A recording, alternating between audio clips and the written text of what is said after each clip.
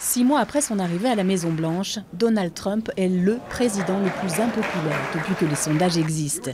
En cause notamment les soupçons de collusion avec la Russie pendant sa campagne électorale. Le milliardaire a beau dénoncer une chasse aux sorcières, l'étau se resserre autour de son clan.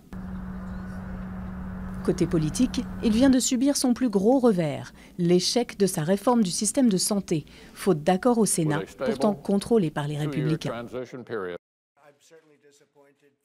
Je suis évidemment déçu. Pendant 7 ans, j'ai entendu le Congrès dire qu'il fallait défaire et remplacer Obamacare. Je l'ai entendu haut et fort. Et quand on a enfin la chance de le faire, il n'en profite pas. C'est décevant. Sur l'immigration, en revanche, le président a tenu ses promesses.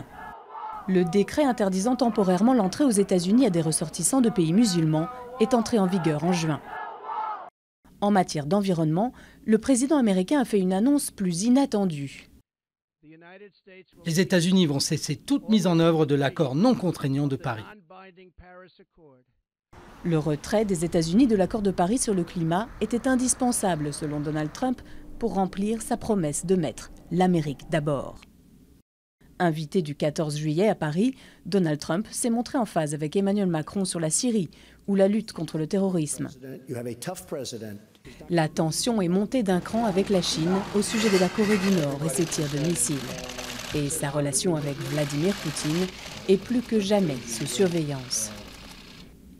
Sur l'économie enfin, avec un taux de chômage à 4%, Donald Trump garde, malgré les scandales, la confiance de ses électeurs de la première heure.